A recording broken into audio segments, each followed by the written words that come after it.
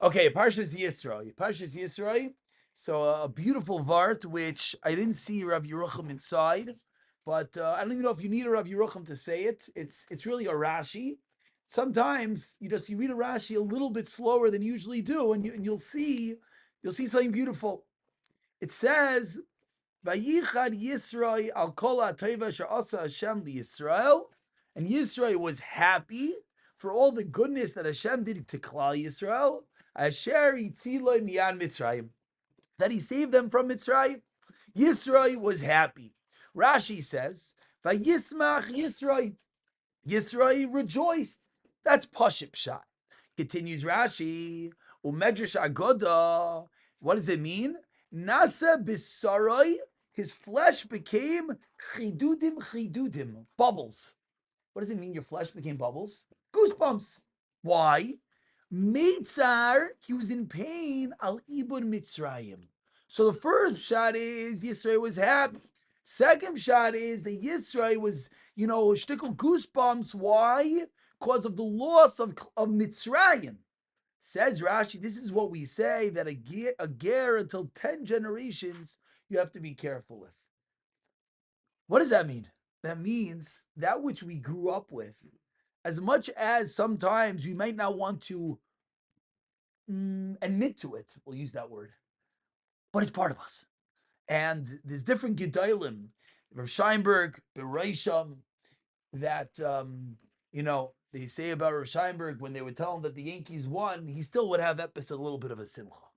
Scheinberg, hundreds, not hundred, hundreds of tzitzis, mamish hundreds. Actually, a close friend of mine, for the last 2 years of Rav Scheinberg's life, slept with Rav Scheinberg in his room. Scheinberg's wife was Nifter. Friend of mine, he was the one that slept in the room with Rav Scheinberg. He got him dressed in the morning.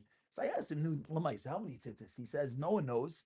They were bundled, meaning there was like 10, 50 pairs tied together, and they would put them on in layers, literally hundreds of years. Mamish Tzaddik. And when he heard about the Yankees, he got a shtickle. That's this Rashi. You said about him that when he didn't see him, Yeah. he heard about the Yankees. Oh, yeah. Oh, very good. So they say very good. That was the post. Like Besoif, Mamish Besoif Chayov, when like he Mamish felt nothing, he's like, oh. But that's the level. That's where Rav Scheinberg. I learned in Yeshiva Fraki by Moshe Brown, who grew up in Philadelphia. For years afterwards, he would make jokes about the Philadelphia Eagles, and like sometimes he'd be like, "Come on." The answer is this is Rashi. They say Rav Yerucham speaks this out. We just have to know when some things are ingrained in us. So what do we do with this thought? What do we do with this? What we do with this is we become honest people, and we have to realize, yes, we're humans.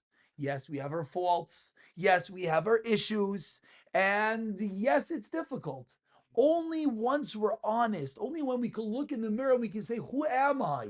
If you don't know who you are, how can you ever make yourself better? How can you ever be a real person? How can you try to talk to Hashem if you don't know who yourself is? How can you try to become a better husband, a better spouse, a better child, a better friend?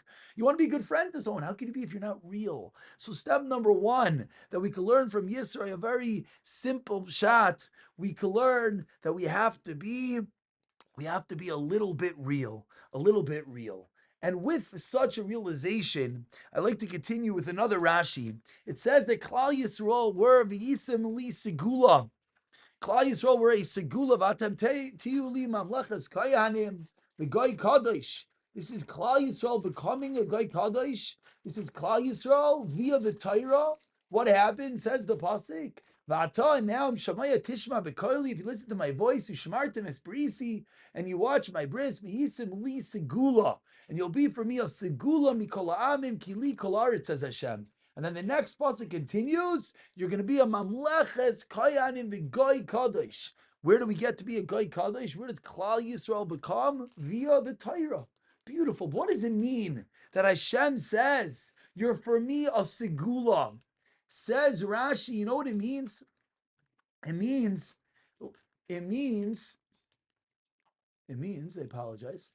Oitzer chaviv, k'mayu skulas malachim, kli yakar, va'avanim toivois, shamalachim goinzim. Like the kings have vaults, diamonds. We're a diamond to Hashem. So I saw a beautiful pshat. I wish sometimes you in your notes, you don't write down every marmakayim. But it could be it's pashim shah. What does it mean we're a diamond? What's special about a diamond? Many things. Many things. But a diamond has something that's differently special. What do I mean? There's many precious and expensive items in the world. A diamond is different. What's different about a diamond? How do you cut a diamond? You only cut a diamond with another diamond. Very good.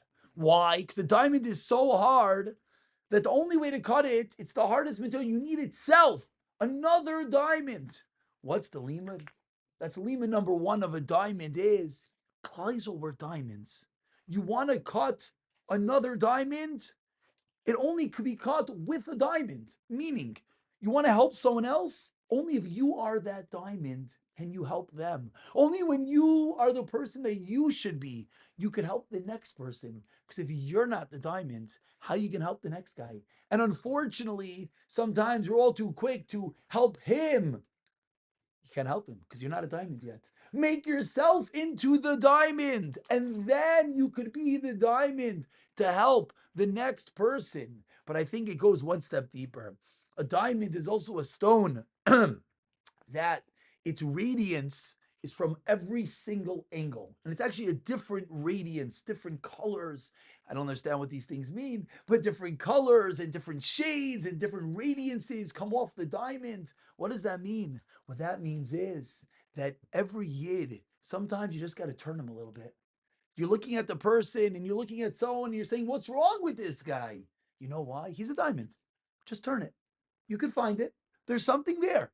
Just turn it a little bit. Hashem tells us, V'yisem li sigula. You are a diamond. Maybe he doesn't look like a diamond.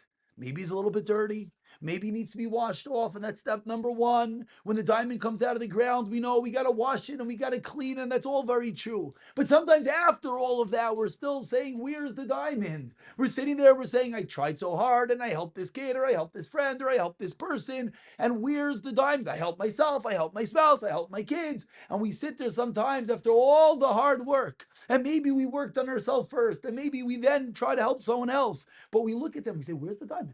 You told me you're a diamond. I don't see it. You're not shining. You got to turn it a little bit. You got to turn it a little bit. Change it a little bit. Look at a different angle. Look from somewhere else. And then you'll be able to find it. And the last step is what happens if you can't find it? If you're in a dark room, the diamond's not going to shine. The diamond only shines if there's a little bit of light on it. What's a little bit of light on that diamond? What's the R? The R is the Torah. If there's no Torah in a vacuum, there's no such thing as no Torah. But if you go into a pitch black room, you could have the most exquisite, expensive diamond in the world, and you're going to look at it, you won't see anything. It's pitch black. You put in one dot of light, and what happens now? It goes onto that diamond and it starts shining colors, and it starts going different directions. Sometimes we'll have that Jew, and we're not, where is it? You need a little bit of Torah. And those are the three steps that we can learn out of a diamond, as Hashem teaches us that we as Klal Yisrael are the segula, that we are a diamond. Is that number one?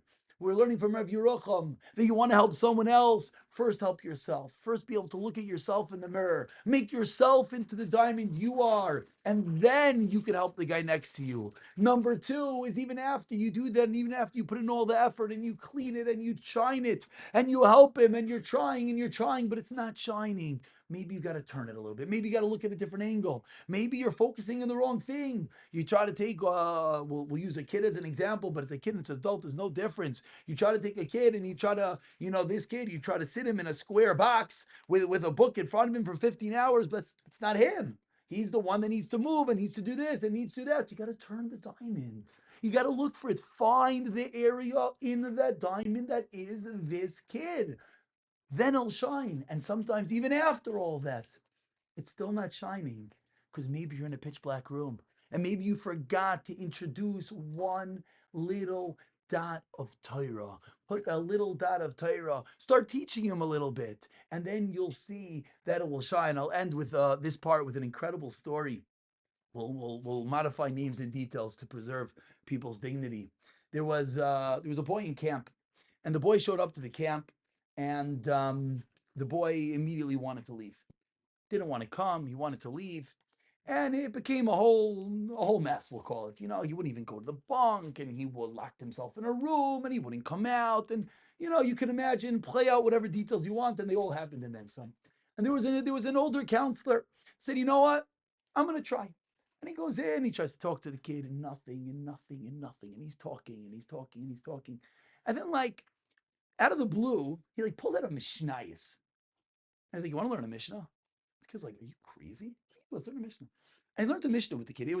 This guy told this to me personally afterwards. I thought he fell off his head, but he learned a Mishnah with the kid, and the kid learned a little bit with him, and then, like, all of a sudden, like, he opened up a little bit. It was fascinating. It doesn't really make any sense.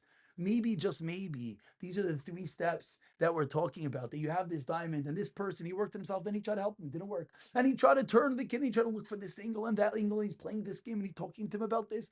Nothing. He put a little bit of Torah in there in the most odd and random way. It's 1 o'clock in the morning. They spend 3 hours schmoozing after locking himself in the room and not wanting to come out. Whole craziness. You drop a dot of Torah in, and sometimes all of a sudden you walk away and you're like, oh wow, it's a totally different person, because you took that diamond and you brought it into a room and you put a little bit of light, and all of a sudden now it starts to shine. And we should all be Zayich